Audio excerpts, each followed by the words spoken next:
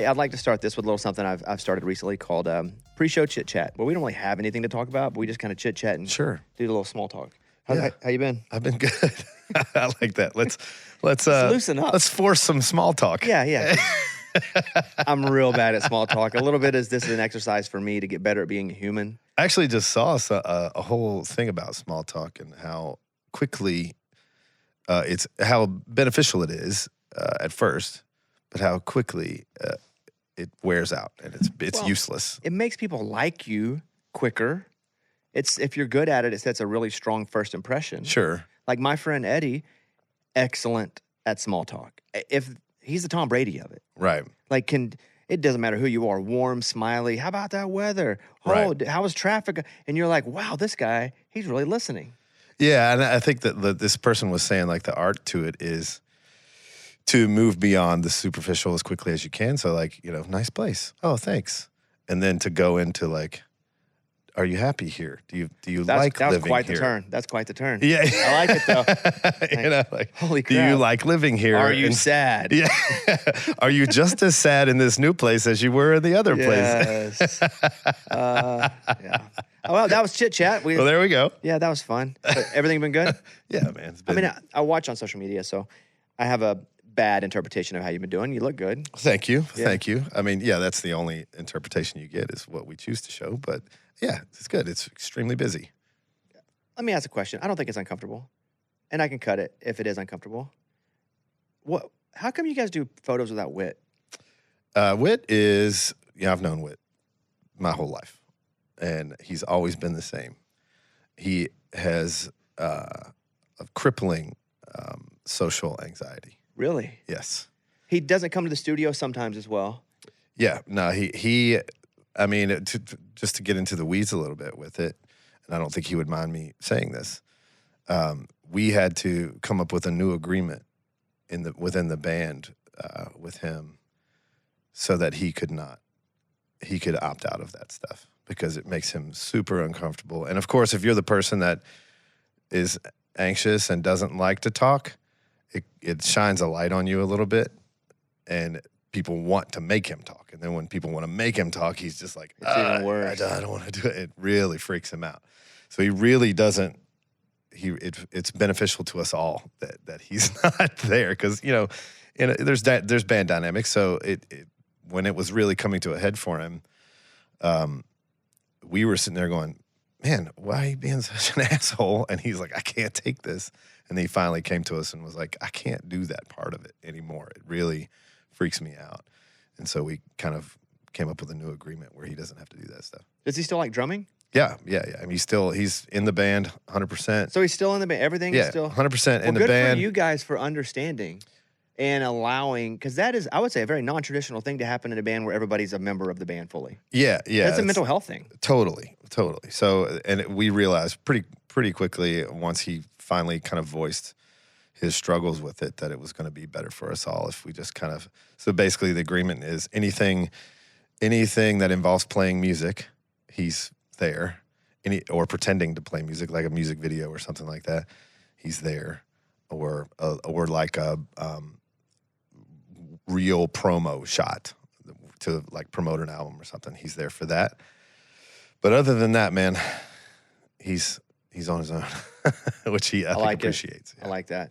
I'm glad to hear he's still in the band. Yeah, I'm glad absolutely. to hear that it wasn't like a concrete, we all have to do the exact same thing because everybody's needs are different. Totally. And I'm not sure the dynamic within the band even in a leadership role, but I have learned that every personality needs to be led differently. Absolutely. And that has taken a lot of leadership and also a lot of not being the leader to learn that, because I have a couple different groups that I manage, but if I just go to like my radio show podcast crew, there are like 9 people there. Right. And if I did a blanket and treated everybody exactly the same, that would not be good for the organization. It wouldn't work. Yeah. And for us too, I think it's taken us really to this point, within the last year or so to even, or at least me, to realize too, like within this group of guys that I've known from practically my whole life, it's fine for us to have different experiences. Like, I can come off stage going, that was the best show of my life. And another guy going, that was the worst show of my life. And I'm like, what? You're crazy. That was amazing. And they're going, no, not for me. And that used to really bother me. because I wanted everybody to have the same experience. But I had to learn, no, we can all have different experiences. Something else I've learned, because I've been married now 4 years, is that two things can be true at once. Absolutely. Because I'm like you. I was like, it must be universal. Either it's universal or it didn't happen. Right. Like if it's not, my wife has taught me that multiple things can be true at once. It's definitely true, man. We can have Definitely true. different feelings about things, and that same thing could have happened. So totally. And, there's different, there's obviously different roles in a band. So, my job is different than Brad's or Whit's or Trevor's or Jeff's, So my focus is on something completely different than theirs half the time. I feel like the pressure on the lead singer, well, it's, you get the spoils, but also the difficulty of you have to stay healthy. More so than everybody else. Because your voice. For sure. Yeah. It's like me, again, I'll just compare it to like the radio show, is that everybody else, any of them are replaceable for a day. Right. It can go on. Sure. If I'm out, the whole thing shuts down. So it's my responsibility, because I care about those people, to make sure I'm doing all the extra things so that I can be healthy. Yeah, it's definitely. I'm not a huge. I have to get more sleep, and if my voice is not there, then. Imagine if you were 22 and this successful and famous, though, because it'd be a whole different deal. You'd be out living it up. Yeah, totally. It would be. I'm thankful every day that we did not succeed at a young age like that. What were you doing at 22? 22, I was still living in Virginia. I was working, I think at that point, I was working at a stained glass factory, basically. Were you able to have art in your life in a way that you could make any money at that point? That was as close as I could get at that point in time. I have an illustration degree, and so my goal was to have art be a job in some way, shape, or form, whether it be visual or music. And that was as close as I could get to having like a job that had some sort of semblance of art to it. What were you doing? I started off painting. So if you look in old like church windows and you see like the Jesus looks like a painting in the stained glass window, that's a whole process. And I was painting those windows, and then they fire them in a kiln, and then they put them in the window. And then I kind of developed into designing some stained glass windows for a couple of churches. Did you almost do that? Was that almost a path? Could you have done that on a bigger level? I could have stayed at that job. It was a family business, and I liked the people there. It ultimately actually is what led me here. I met some people that led me to Nashville, but I don't think I could have done that forever. No, that would have driven me crazy. I need to, something has to be different every day for me to be happy. And if I had some sort of job where I just showed up every day at a desk and sat there at a computer, it would drive me absolutely insane. Do you ever have, though, the part where it's like you wish it was something a little more consistent, though? At times? I think, I think that's a struggle that I have within myself, is wanting that quote-unquote normalcy, but quickly realize how unhappy I would be with that. But I wish I was the type of person that was cool with that.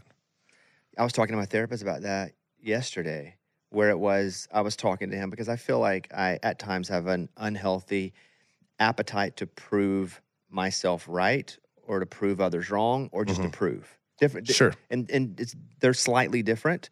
And I was like, man, I wish I just had a little less tenacity, so I just stopped sometimes. Sure. It would just be easier on my body, on my mind. I wish I was just, I don't want to say settle, because I don't think that's fair to people. I wish my goals were different. Yeah, I get what you're saying. Because I never meet them. I can't meet, how I set them, Right. I can't meet them. Yeah. Which leaves me in a perpetual state. There's always more. There's always another level. And I don't like that about me, but I also Right. understand why that's important in the success that it's brought me. Yeah, it's also gotten you a lot. So. But double-edged sword. Sure. Never fulfilled, but have way more than I thought I would. Totally. And so, yeah, I do have that issue sometimes where I'm like, man, I wish I just was like some of my friends and had a job that I knew what I was doing. And when I went home, I didn't have to think about it anymore. Yeah, I used to kind of struggle with, I'm from an extremely small town, and I used to kind of struggle with some of my friends from there talking about how brave I was for moving to Nashville and chasing after this. And in my head, I'm sitting here going, you're the brave one for staying here and doing that and working a job. Like, to me, this was the easy path out. Like, to go just run down whatever road I was there. That was to me the easy choice. The brave choice was to settle down at 20 and get a job and work that job for the rest of your life. That to me took so much more bravery than what I chose. I was driving over here after work and I saw the billboard for Barbara. And is that a character? Yeah. Okay. Yeah. Because then I saw a picture on your Instagram with her. Yeah. And I didn't know if that was really somebody. Like, it was like your aunt. Like, who's Barbara? Where did this come from? Yeah. We have a running list of album titles always, and most of them are unusable. They're jokes. We just make ourselves laugh. And Barbara came up one day, probably a year or two ago, just laughing at the idea of naming it after a person and, picking a name that was not common anymore. I don't know a lot of Barbaras. I don't know one. If I do, they're older. And Barbara came out, and we laughed at that. And it was down to the wire, honestly, to pick the album title. We were going to name it after one of the songs, and then at the last minute, we were like, "Man, let's just do something funny, like we did on our first album, which was called Meat and Candy." And the label was like, "What are you guys doing?" And once they kind of figured out who we are, they got so excited that we pivoted and called it Barbara. And then the character kind of came out of that. As soon as we agreed, all right, let's call it Barbara, then this character just appeared in all of our brains, and we were spitballing what she looked like and what kind of person she was. And so we found this amazing model who we just found out, like the social media clip you just saw of her at the show, we found out at that show, this is her first job as a model. She'd never done anything like this before. Is she older or younger playing older? She's older. Yeah, she's. She plays it up obviously for that photo. But yeah, she's an older lady and she's beautiful. And her family, I think, and friends were telling her how beautiful she was and that she should try modeling. So she put her headshot out there, and 3 months later we picked her, and now she's signing autographs when she walks through the hotel. I thought it would be a concept album at first, too, when I saw that it was based around a person. It's not that. No. It's just, we're just not going to name it after a song. Yeah, we just wanted something interesting, something to entertain ourselves, really. Well, it definitely made me think, or made me take a few seconds and go, I wonder what that's about. I mean, I quickly forgot because we're in a world of being overstimulated. Right. But I thought, next time I see Matthew, I'm going to ask him. Yeah, at least makes people stop for a second. Yeah. Yeah.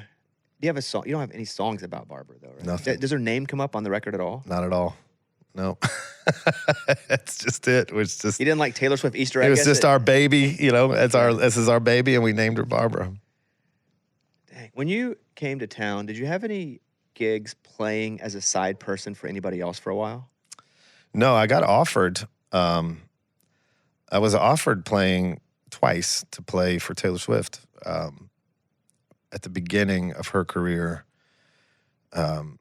first time guitar, like rhythm guitar. Yeah, they needed an acoustic guitar player and a background vocalist, and this was, I don't even know if she had a hit yet.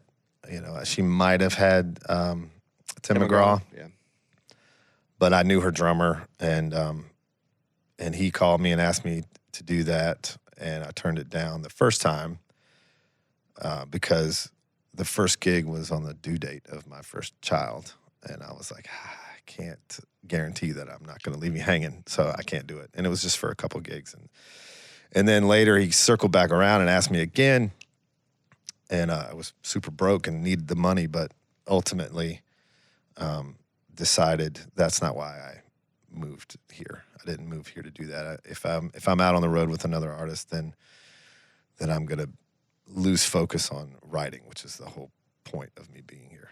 And when you moved here, was it I'm going to commit to writing? Yeah, that was the goal. I didn't really want to be in a band. I was just wanted to be a songwriter. I think it's funny how it shakes out. I know. I met this guy Daryl Scott at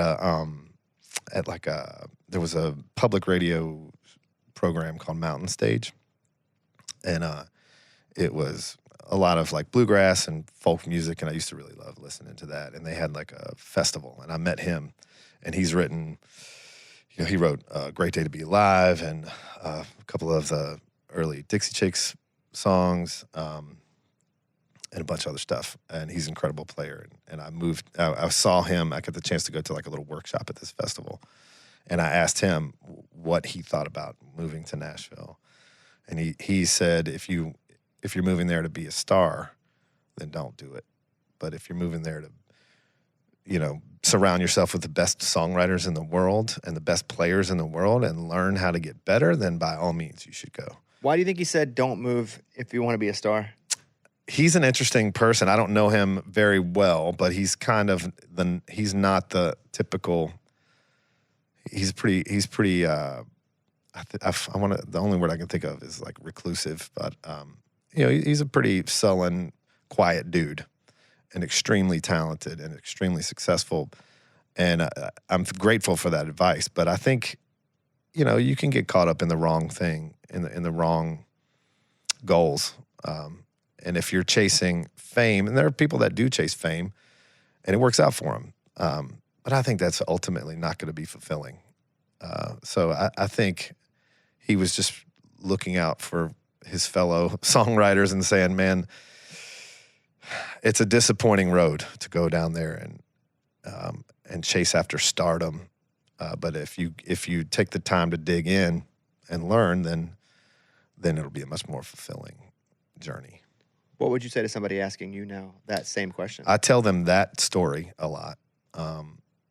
And I tell them there's no shortcuts, and you just have to, as cliche as it is, you just have to do your thing and chase after what's exciting you and what's in your heart. And don't worry about what you hear on the radio or what you see on TikTok or don't worry about any of that stuff. We all get caught up in chasing after that. We still do. But ultimately you have to focus on what's making you excited and pull the industry to you rather than chase after it. Which is extremely hard to do, but it is something with longevity. Yeah. I think, there are a lot of artists who, and I think creative predictive text is difficult because if you're chasing or if you're trying to predict how you're going to fit into the current sound, it takes a while to have your work fully manufactured out. Totally. And by the time it's done, you're years behind. It could have been shifted. It could have been gone. The sound that you're chasing, you could be behind it. Yeah. And I think it's easier to fit, but long term. And I've been around here for 13, 14 years. Like I've seen the cycles now go through a few times. Right. Where as much as everything changes, it's the same thing over and over again. Right. And if you're guessing and jumping in the middle of a guess, you might be there for a second, but it's going to be gone. Yeah, and it's going to be ultimately frustrating for you because you're going to hear what you're creating that sounds very similar to what's on the radio, and you're going to be like, why is nobody paying any attention to me? We had to go through that. I went through that as a writer and as a band. We went through that whole thing of going like, why is no one, this sounds just like everything else. Why is no one paying any attention? And it's because they were looking at what was next. Like I was just listening to, there's this guy, you probably have heard of him, but the new Bieber record, Daisy's huge record produced by McGee and Dijon, I think is how you say his name. Super creative team that is now producing all this super popular pop stuff. But for years, they were this underground thing creating something completely new that was, now people are knowing what that sound is, but it was created years ago. I think there are artists too that we can look at and go, man, they pulled the highway to them. They didn't jump on a highway of car, even in our time here. What year did you move here? 2002. Okay. So I was here a few years after you, but have been here a while. But like somebody like Sam. Right. Even Kenny back before that, right? When Kenny went Beach Kenny, kind of. Sure, yeah. Different. Yeah, he finally was like, this is who I am. Yes, and I think there's real power in getting no's when you're being authentic to who you are, because if you get no's when you're not being you, you're like, God, I just got told no, and I was being fake to begin with. It's like 2 losses at once. Right. Yeah, totally. Whether you know that or not. Yeah. But we got those no's, so many times. We were just telling this story. We got turned down by every record label in this town multiple times. But at that point, we were fine with that because we were just having fun and we were enjoying ourselves. And our manager at the time, he would kind of assemble us at a lunch after we got rejected and be like, okay, guys, it's another no. What do you want to do? And we were like, that's fine. If it's not for them, that's fine. We're having a good time. So we just kind of kept going. Now, it helped that we were having success as songwriters at that point. But you could eat. Yeah, we could at least do that. So what was the idea behind you guys getting together as a band initially? It just kind of randomly, organically happened because I knew Whit since I was in 7th grade. And then when he went to college, he was in a band with Jeff. And Brad was at that same college, and they were all playing together. And I was coming up and opening shows for them, and we were friends. Then I moved to Nashville, and I started writing with Trevor. We were having all these songs. I couldn't afford, I grew up in bands, and even though I wasn't here to make it as an artist, I still like playing my songs out. I still like playing bars, and I wanted to play these songs that I was writing. And so I had buddies who would do it for free, and they were good, and they were my favorite people, and they were my favorite musicians, and so they were like, yeah, sure, we'll come play. And so we just started playing, and then we realized, we could, if we wanted to, we could get in my van and drive to the next state and make a little bit of money. And we needed that at the time. So yeah, sure, let's hop in the van and go play a couple shows. So it really was just for fun and to make a little bit of money and to showcase the songs that we were writing for other people. And then it just kind of grew. It wasn't until we wrote Break Up With Him. That's the first song that we held back from anyone. First song that we went, wait a minute, there's something really different here. Dang, did that feel risky? Yeah, it did. It felt kind of, it was going against everything that we had for the past decade been trying to do, was just write and put everything out to the world to try to get people to record them. And then that one came along. And it was also the first one that the 5 of us had written together as a band. So there was something kind of special about that we were like, okay, don't play this for anybody. There's something going on here. You're also committing to being a band a little more when you do that. Yeah, because that's money you could be making somewhere else if somebody cuts it, puts it out as a single. Right. But we're going to punt on making money with this. That cements, hey, we're actually trying. We're a band. Yeah, we're gonna make a run for this. And I know it used to frustrate some other artists that were kind of on our same level because we, on the surface, didn't seem to care if it worked or not. And there was a big part of us that didn't care if it worked or not. That we were just truly enjoying ourselves.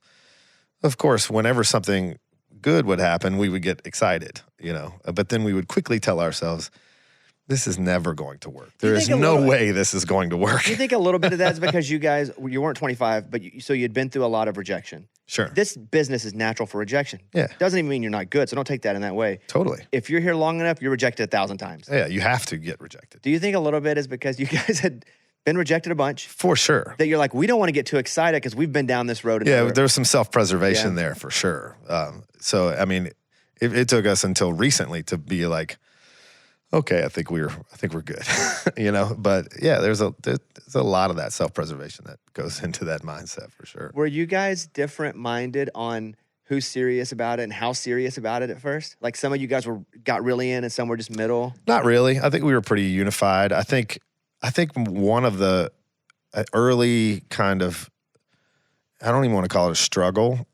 It was just a mindset shift. Was once we did have a hit, and maybe 2, we were still going, this is temporary. There's no way this lasts any longer than this. So you guys have seen it be temporary for so many people. Most of the time, if it works, it's very temporary. So we had laid so much groundwork in the songwriting community and in that world. We didn't want to let go of that. So it then became a weird balancing act of like, okay, what songs do we hold back? And do we still hold back any, or do we Do we push it all in here and cut off that faucet and everything is for Old Dominion now? That was a hard switch to flip. It's a version of burn the boats. Like, we don't want a way out, so we got to burn the boats so we can't go sail back to our country. Right. Whenever I was, because I started in Austin and I did a show in one city, and I would buy these little $2,000 equipment racks, and I had to learn how to syndicate myself. And my company, they never said no, but they were like, okay, you're in Austin, Texas. What are you going to do? Right. How are you going to syndicate your? So I started and had all these, we were running at an intern that was an engineer. We'd made that job up, and I was on in like 11 cities. And then the company was like, whoa. This is kind of bigger than we thought. And it ended up me going to Nashville. But I had to burn all the boats of every market that I had when I was doing pop and hip hop. Yeah. It all had to go away for me to go and do this, and I couldn't go back. That's terrifying. Because all the stations that I left, Elvis Duran was going on these other shows. So once I committed, I was burning the boats. Yeah. And it is a different level of, I'm now freaking committed. Yeah. And so I can see when you say that, that's what that would feel like. Because you have to commit. Yeah, it took us probably too long. I mean, it's still, it's still a question that's in our head all the time, because we write all the time. So, and especially if I'm a writer on a song with two outside writers, it's a little bit harder to get it into the Old Dominion world than it is if the other guys are on it. And that goes for everybody. But it's still, do I pitch that song or do I try to sell these guys on this one? It's a weird game to play. I was talking earlier today about meeting heroes, and forever it was, I want to meet them. And then it was, I don't want to meet them because I don't want to be disappointed. Now I'm kind of like, let's just give it a run. Sure. Let's just see what happens. Yeah, why not? Because some of them are going to be awesome and some aren't. And in the end, again, I think I have the luxury of knowing that it doesn't matter how high up you are in the fame ladder, you're still a person. You're still an insecure person. and wildly insecure, or you wouldn't do this job. Totally. This is a job where people are being creative for the most part. They're searching for something, some love, some fulfillment. You have to have a screw loose to do it. Yeah, isn't that funny too? Like I think that's still shocking in this day and age. It's still shocking for fans to find out that their favorite artists are just broken, insecure people. But that's also what makes them their favorite artist. You wouldn't have the ability to write, draw, create, see things differently if you didn't feel things differently. Sure. Yeah. So for me, it's always been like, do I want to meet my heroes? And I was talking about it because one of my heroes from when I was a kid coming to town, and I'm like, do I even go and be like, I'm an adult man? Who is it? Can you say? Yeah, it's an athlete. His name is Mark Grace. He played first base for the Cubs. Yeah. I'm 45. So I walk up and I'm like, dude, I loved you when I was 12. Yeah. So we were kind of having that debate, and there's like 4 people on my list of folks that I have never got to interview or spend time with that I loved. And that's Mark Grace, Sting, the wrestler, David Letterman, who is my hero my whole life, and Steve Martin, who is not so much for his acting, although he's been great, but his comedy is like magic. He's got my favorite book ever. That book, is it Born Standing Up? It's an incredible book. It's my favorite book. Yeah. So those are that, and I haven't met any of them. When you moved to town, did you ever have those moments where it's like, I don't know, do I want to meet my heroes? Did you meet any of your musical heroes? I have now met some musical heroes. When I moved to town, I was, and Phil Vassar was instrumental in getting me to move to town. And he was a songwriter that went on to have an artist career too. And that I was excited to meet him, and he sort of was a mentor to me big time. And we're still close. So I met him right off the bat. But other than that, I didn't really meet anybody. I remember actually there was this club on 8th Avenue that's called the Sutler, which is, I don't know if it's there anymore. There's a restaurant, I think, for a while called the Sutler, but it was this dirty little club that I used to play at all the time. And I remember setting up to play one afternoon, and Kenny was sitting at the table doing an interview. And, I couldn't have known that at that point in time that I was going to meet him and become friends with him. But, I stopped myself from saying anything there. But who now have you met? And it doesn't have to be in music. Yeah. I'm a huge Bruce Springsteen fan, and I got to meet him, which was crazy. Were you able to be yourself? As much as possible, yeah. This is a funny story because I went. So I'm such a huge nerd for his music. he did this Broadway play, one-man show thing, which, was... It's on Netflix, too. Yeah. Yeah. And I wanted to go, by myself. I didn't want anybody to know that I was going because I didn't want anybody sitting next to me talking through the whole thing. I just wanted to focus on it. So I decided to go by myself. And I never do this, but I messaged our manager and I was like, hey, man, I've never asked you to pull any strings, but if you can pull some strings and I could get to meet Springsteen, that would be incredible. And so he's like, I'll see what I can come up with. And he wound up getting in touch with them and his tour manager, and they texted me and said, hey, it's up to Bruce whether or not he wants to meet you. It's either going to be before or after the show, but just let us know when you're here. So I got there like 2 hours early. Of course. And I was like, I'm here. and he was like, all right, Bruce says he'll meet you after the show. So I go in and I take my seat, and it's a beautiful seat, and seat next to me is empty, and finally they fill in, and I hear this guy. Did you say it's a beautiful seat? Yeah. It was. I mean, a beautiful okay. view. All right, got it. Okay. The seat was so plush. But so I can recognize this guy's voice next to me. I was like, who is this? And I kind of put it together. Finally, I was like, oh, that's Adam Duritz from... My favorite singer of all time. So also huge influence. So I'm all excited. You a County Crows guy? Huge County Crows we'll go there in a minute. So I'm sitting there going, okay, I got to wait in a break in this conversation to introduce myself. And so the conversation lulls, and I turn to him, and he turns to me, and he goes, you're an Old Dominion, are you? And I was like, holy shit. Like, I was not expecting him to recognize me. And so then we were just fanboying. I'm sitting there fanboying with Adam Duritz over Bruce, and they come and they take me and him backstage afterwards. And we were just hanging out in the dressing room, and he's, Springsteen treating us like peers, just asking us how our tour's going, and it was just total shop talk. So he made it easy to be yourself. That's a great story. It was amazing. Had Adam met Bruce? He had met him one time before, I think. But they weren't friends, so he was also... Yeah, he was also geeking out, I don't know if I could have enjoyed the show the same knowing that I was probably going to go back and meet him after. It was hard, but I don't know. It was a beautiful seat. You had a beautiful seat. It was yeah, if you would have felt the cushions, it would have put you at ease. That's a pretty cool story. It was pretty rad. Did you tell anybody afterward that you went to the show? Oh yeah, I told them. Like, why didn't you tell us? Well, it was funny because we were playing a private show in New York the night before that, and so I told them after like that day, I was like, I'm not flying home with you guys. I'm going to this Springsteen show, and they were fine. They were like, that's cool. You like musicals? I love musicals. Yeah, I've kind of become a musical guy. I didn't think I would be. Yeah, I've always loved them. I've always loved them. They all make me cry. I cry at the end of every one of them. I love them. Wasn't exposed to them growing up in a small town in Arkansas. And so I was kind of like, I don't want to hear people singing, but man, you go to one or two. Yeah. And you're like, oh, this is a different level of talent. And it's a different type of performer. Mm-hmm. And the fact that they do 8 shows in a week. It's wild. I don't know how they do that. That's a grind. And NBA players are like, we're doing home and back-to-back games. Bro, you all see these Broadway performers. They're doing 2 a day in some days. I mean, that's their entire life. Yeah, it's crazy. What's the best one you've ever seen? Oh, gosh. Probably The Color Purple was really good.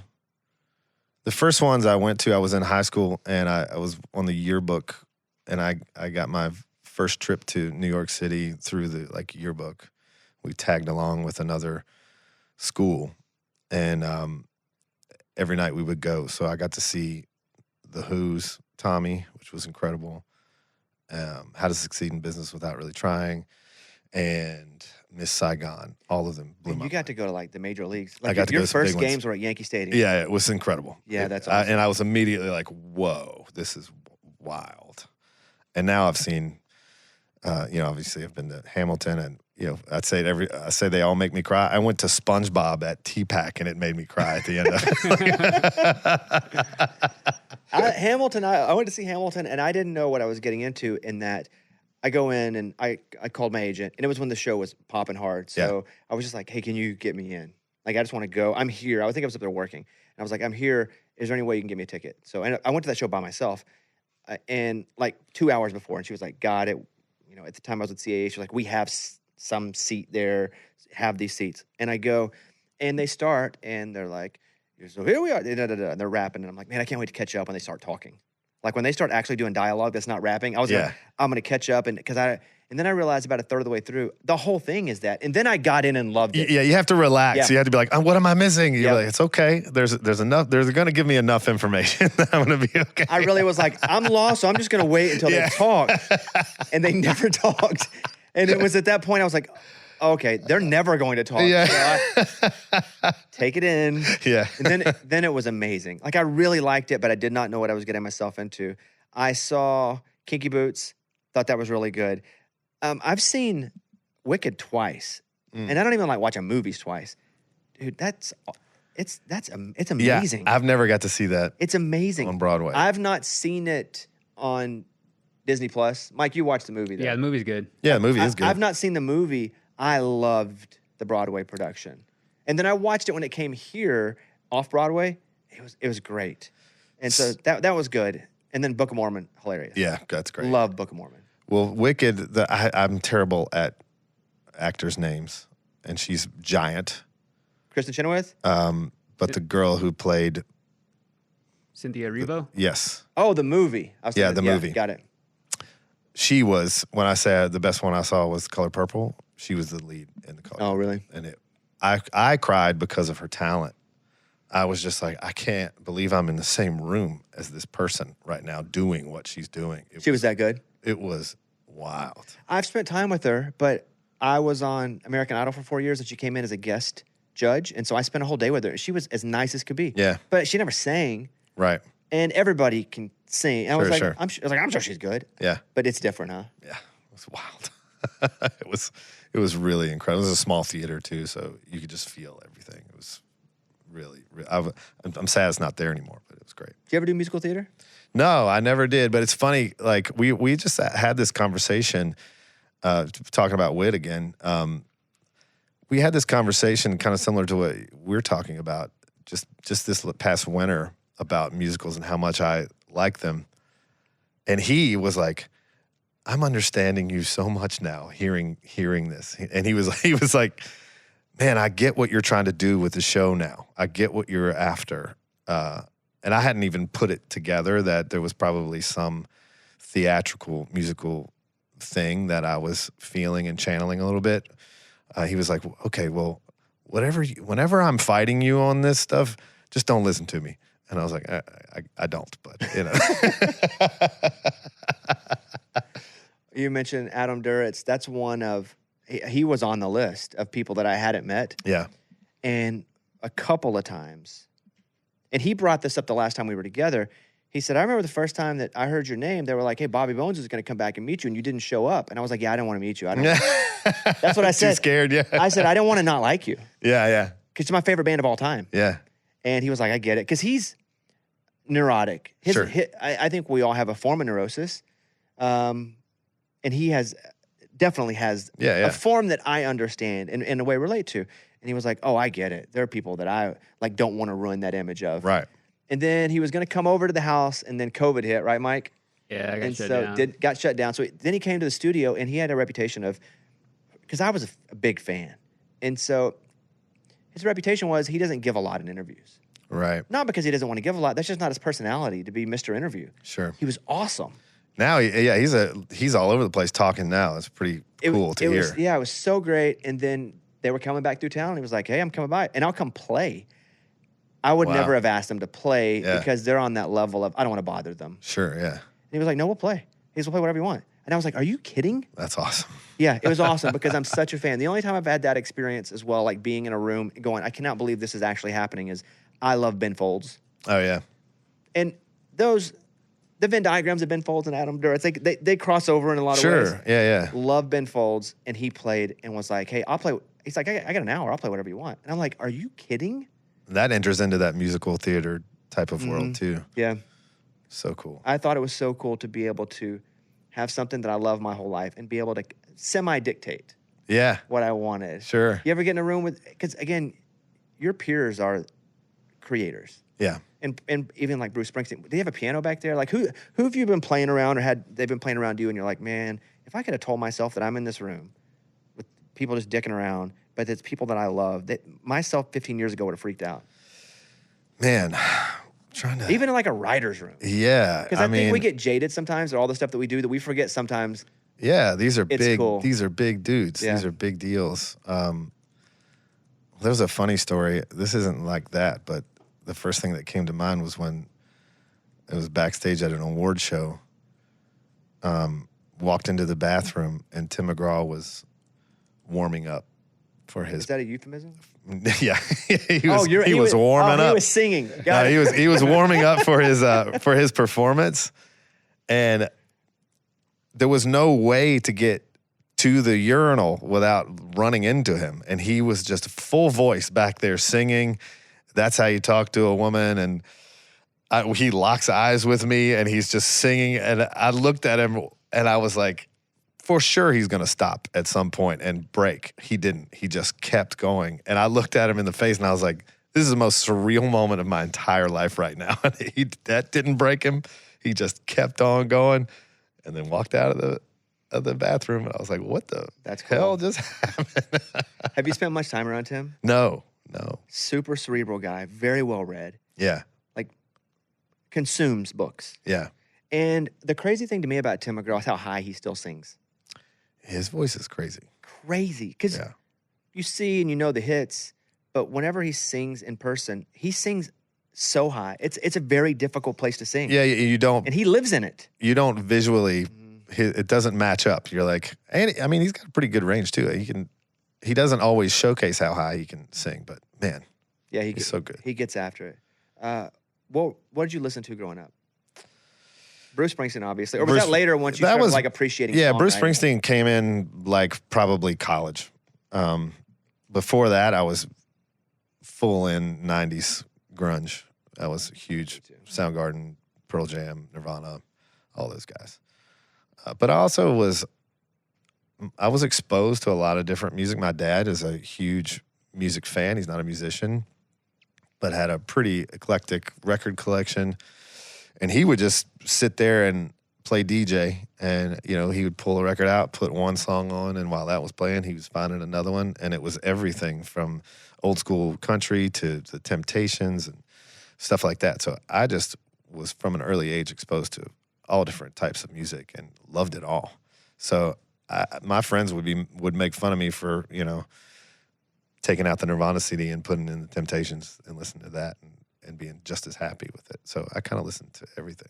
I used to say that country music was about where I was from, and that's why it was prominent in my life. But like the alternative stuff was like how I felt. Yeah. Because I was like an angsty teen. I thought me too. I was like, I'm so sad. The first time we went to Seattle, I was like, it's like walking around in my 17-year-old head. Like, like, look at this place. What was your first concert? Huey Lewis and the News was my first concert. I was probably 11. So a parent wanted to go? No, that was Back to the Future time. Power of Love? So I loved Huey Lewis, and I was young enough for those tickets to show up in my Easter basket. Oh, that's cool. Who went with you? My mom and my She brother. like Huey Lewis? Yeah. So that was also the moment too, where I was like looking around this arena, watching people lose their minds, going, how do I do this for a living? How do I affect people like this? This is crazy. Best Huey Lewis songs. So Power of Love, awesome because it's Back to the Future, right? It's that's Back to the Future, right? Yeah. Hip to Be Square, kind of the jam back in the day. There's so many good ones. Because it's hip to be square. If This Is It. Oh, if this is it, please. Oh, that was so good because it had kind of like a doo-wop thing in the 80s. It had like the sonically, sounded like an 80s instrumentation, but still had the, this is it, please. Oh, man, that's a good one. So we actually, on this record, we kind of ripped off Huey Lewis as close as we could. We definitely went it. There's one song in particular where we were like, let's just make a Huey Lewis track. Let's just do all Huey Lewis. Let's go full Huey Lewis and see what happens. And it's awesome. I was talking to Dirks, and he was talking about his song called She Hates Me. And they were like, well, it has the same title as the Puddle of Mud song. Right. It kind of sounds like it. So if we don't get ahead of this, we know what's going to get us. Sure. Yeah. And he was like, let's go ahead and add some writers to this one. He's like, one. that's what we did. We added writers on it. Has that ever happened to you guys? No, thankfully. That hasn't happened. Because I think there's probably a couple times where it could have. But so far it hasn't. Ever had the thing happen where you don't even realize you're doing it, but then you're like, oh, I think I might have been affected by this? Sure. Yeah. Trevor's actually gotten into a situation with that too. It was just completely random coincidence. What about the other way around? And we've been called before. We've been called by some writers before, and so we weren't added to it, but they're our friends, and and some of these other artists, and they've called us and been like, "Hey, we didn't realize this when we wrote this, but it sounds an awful like one of your songs, and we just want to talk to you about it." And we were just like, "Hey, you're good, man." What are your feelings on that? Because there are only so many chord progressions and chords and I guess limitless melodies, but even then, you're gonna step on something, right? You're going to. So it's a gray area for sure. I mean, do you ever hear a song and go, "That's for sure our song," and they just didn't even tell us? No, there's definitely some. There's been some where I've been like, "Oh, this definitely, at least stylistically, sounds familiar." Mm-hmm. But I don't think anybody's ever trying to. I try to think better of people. But I mean, you may do it not even trying. Yeah. Because for this year not at all, but before I shot my comedy special, I had to shut off anything funny. Sure. Because I wouldn't mean to. But if somebody says something funny, it got stored, and maybe I found it, and the next thing you know, I'm like, oh God. It's a great comparison because comedy's the same way, man. Like, there's only so many things you can talk about. We're all experiencing the same things. I remember for a while there when self checkouts became a thing at the grocery store. That's all any comedian talked about was like, "Whoa, I don't want the robot to do my job for me." It was like, it's out there. You're gonna have to make it your own in some way. So it's the same with songwriting. There's only so many things you can write about, talk about, so many melodies, 12 notes. You're gonna land somewhere familiar at some point. Do you ever accidentally rewrite an old song? No, I don't think I have. Or how about a song that you wrote a long time ago that never got cut? And you're like, man, I don't know, it just wasn't there then, but what if we try to rewrite something like that, like a concept? I suck at that. I'm not good at that. I wish I was better at that because I do know there's ideas out there that I've missed on, but the idea is there. But typically I usually am like, nope, missed it, on to the next. I don't look back through stuff that often. How often do you write now? Now, I've never been an everyday writer. Some of the guys in the band, Trevor could write 5 songs a day, and Brad can write a lot too. I probably, when I'm at my highest, is probably 3 times a week at the most.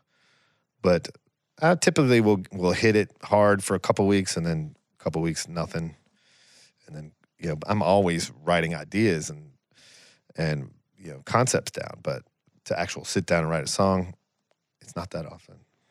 Extremely vague question. What's Old Dominion's best song? Best song from a writing standpoint? There are no parameters. Yeah. Okay, let's do parameters from a writing standpoint. Man, I really love a song of ours called "My Heart Is a Bar."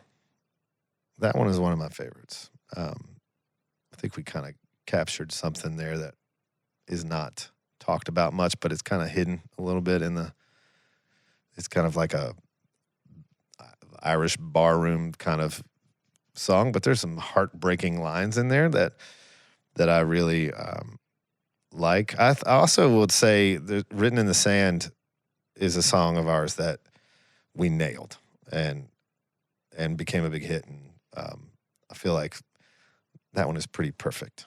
What's the best song that you guys play live? I would say "Memory Lane," probably. Because? That one is a moment where we, first of all, you can hear the crowd singing that song louder than anything that we play all night. And especially when the band is full volume and you've got your in-ears in and you typically can't hear that much crowd, you can hear them singing louder than the entire set. So I love that feeling, and we've kind of extended it from in a live form. We just rock it out, and it's a cool moment for us as a band to feel like a band and to be a band on stage. And there's so much energy in the room around it. It's a high point for me. How did you guys opening for people affect how you treat your openers now? Tremendously. Because, and honestly, we opened for Kenny for so long, and they treated us so well. We just thought that's how it was until we went out on some other tours, and we're like, oh, I'm not welcome here. So we knew pretty quickly how we like to be treated, and so we try to take everything we learned from Kenny into that realm. What's Kenny like? He's such a great dude, man. He's a great friend, man. He's just like the rest of us artists, like we talked about, weird and self-conscious, and also confident and completely knows. Yeah, the who he duality is of being an artist, because you have to have irrational confidence. Yeah. Yet, the most insecure. Yeah, you have to balance this total belief in yourself and total self-doubt at the same time, and hopefully land more towards the belief. And if it doesn't, do drugs. Yeah. That's what I always say to the young kids coming in. Yeah. Do drugs. Do drugs, kids. Do all the drugs you can do. This record, and I feel like any body of work that comes out now, the goals are so different now than even 3 to 5 years ago. Like, what's best case scenario with this record? Anymore, man, the best case scenario is our fans love it, and we get a whole new crop of songs to put into our set. We're super fortunate, man, that we have built this fan base and this culture where we don't have to worry too much outside of that. We know we have our people, and there's a real vibe when they show up and when we're all together.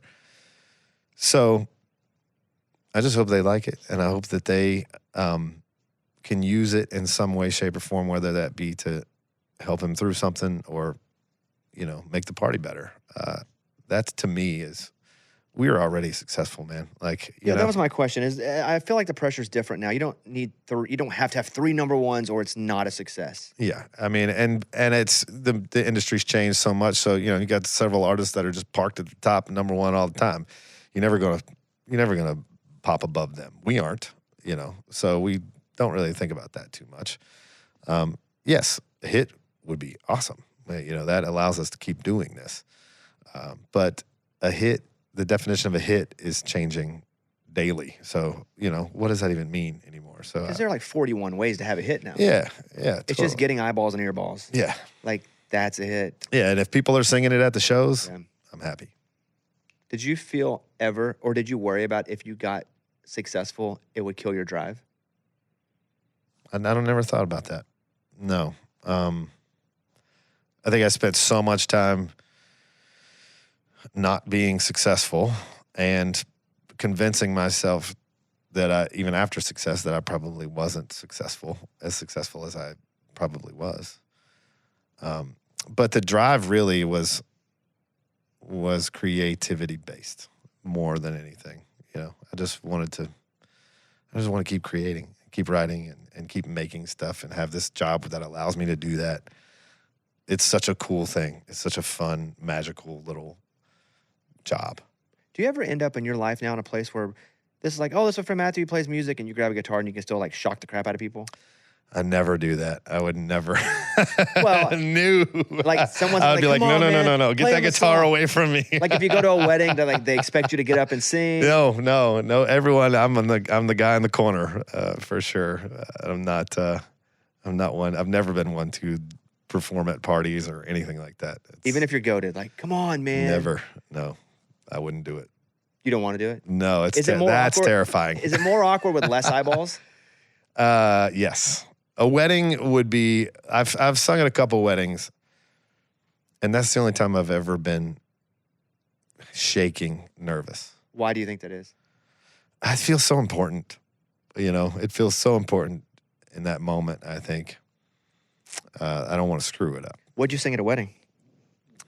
I'm trying to remember. I remember I played at one of my friends' weddings. I played an Allman Brothers song. I can't quite remember which one it was. That's a weird ask for a friend, because when we got married, a lot of our friends are artists, and there's this weird land of if I don't ask them, they might be insulted. Right. If I do ask them, I don't want to ask them because I don't want them to think I'm their friend for that reason. Sure. And we got married and we had it at our house, and it was excellent because we had a couple friends that jumped up and said, hey, we want to sing. Yeah. So like Dan and Shay sang our first dance song, which was from Full House. It was Forever, Jesse and the Rippers, but it was a Beach Boys song, Brian Wilson song. Yeah. So once they did that, I know for a fact I had a couple friends that were going to get insulted if I didn't ask them. Yeah. And and I want everybody to have a good time. But it was a weird thing, like, because I knew some of them, maybe I didn't want to ask because I knew they wouldn't want to do it, but I wasn't sure if they'd be insulted if I didn't. It was a weird. Yeah, it's funny because if it was me in that situation, I would be my natural instinct. Like your natural instinct is I don't want to bother them. Never. When it's probably not going to bother them. You know, that's what they do for a living. It's probably not going to bother them. And for me, if I was asked, my natural instinct would be, I don't want to make this about me. This is your night. I don't want to make this about me. When in reality, I should probably just be like, of course it's not about me.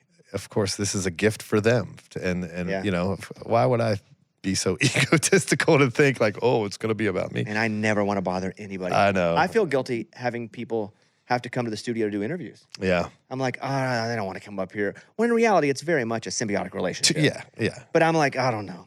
I don't think they want to come. So let's not make them get up early. I think that's probably like in our career too. Like I think that's probably stopped us from, you know, because we don't do a lot of collaborations and stuff like that.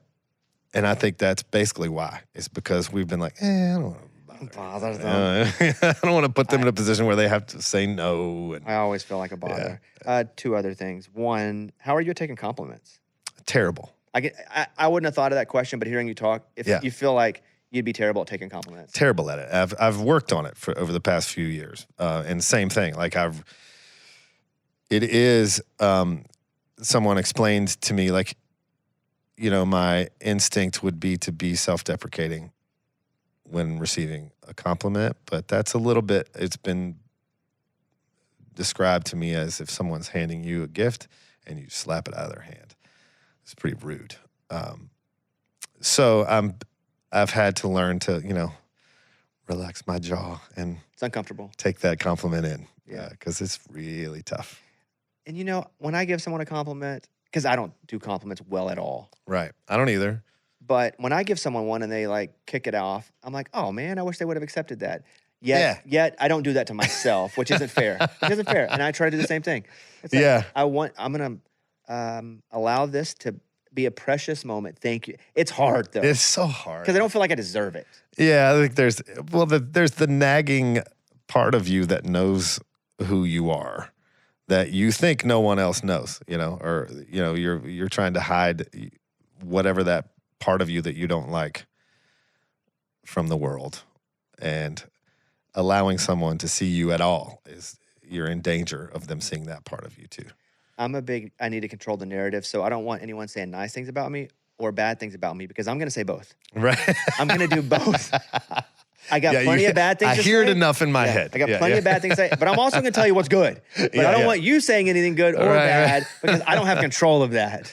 So, it's hard to be a human, man. Yeah, it is. How are you physically? I'm good. Better than I have been in years. Healed from all the accidents? Healed up, and you know, I've got a trainer now. I haven't worked out in a couple of weeks now, but just because I'm completely exhausted. But yeah, man, I feel really good. Does anything hurt when the weather changes? Everything hurts all the time. I have a new sort of 100%. Your baseline's different? My baseline is different. You know, once you've been through a few of the injuries that I've had, your baseline changes. But yeah, you know, I can't sleep in one position all night long. Once it starts hurting, I roll over and I'm good. Drugs, man. I tell you what I tell the kids. More drugs. The drugs do help when you sleep. More drugs. Okay, one last thing about the tour. When you guys go, because I was looking, you guys are doing a bunch of UK shows, Europe shows. I don't know, do you have to go, okay, the crowds are going to be a little smaller and a little different. Is that a thing? Yeah, for sure. Like, brace yourselves because it's going to feel different and don't be insulted. Yeah, I don't care about the small part. You know, that's natural. We can go to Alabama, and the crowd is going to be smaller than it is in the Northeast for us, So that's natural. And especially overseas, there's no way we would expect it to be as big. But we do have to sort of adjust our show a little bit, and it's a different audience for sure. I think in America, it's as much about the party as it is about the music sometimes. And over there, it's more about the music. And they want to hear more talking and more stories. And I remember the first Really? time. Yeah, the first time we went out there, we came out for the party and tried to throw the party. And we're like, these people aren't partying. Like, they're just staring at us and listening very intently to everything we're doing. So then, like, next show, be like, okay, let's just take a step back and let's engage with them and talk to them a little bit more. And that tends to work well. Is that European running because you never get to go home? Is that a little harder on you? Yeah, this time we were a little bit smarter about it, because usually when we wind up in Europe, it's usually at the end of the U.S. tour, and we're exhausted, and then you go over there and you have to adjust the time. So this time we blocked a couple weeks off before we go over there. So we're going to have like 2 weeks to just chill. And then we go over there and we're going to have a couple of days before the first show. First time we were going over there, we just land stage. Half asleep. Yeah. Yeah. They had to wake us up the first time we went over there. I was asleep on like 4 bar stools that I'd pushed together, and there was a towel that I was using as a pillow, and I'm laying across these bar stools, and they come and like shake me and wake me up. Hey, dude, it's time. And I went on stage with like the towel print on my face. I had to like tell the audience, like, this is not a burn scar. This is a towel. I was asleep 2 minutes ago. Final question. Favorite country that's not America that you've been in? I really, really like Scotland. We haven't got to spend a whole lot of time. Also, Portugal. I would say go to Portugal if you get a chance. We got to spend a few days off in Lisbon, which was beautiful. Absolutely love it over there. I haven't been to Portugal. Well, we were doing this. Austria is my favorite. I've never been there. It's awesome. Yeah, but I think, it's all, if we're only there for a day, it's like going to an away football game. Like if that small part of the away, that crowd is nice to you, you're like, well, that's a great fan base. But if like one idiot is like, I hate Texas, right? And it's really just who you were with at that time. Sure. Austria was pretty fantastic. We were in when we went to Lisbon. We didn't have a show. We had like 3 days off, and we were like, let's go to Lisbon. So that was fun to just kind of see the culture.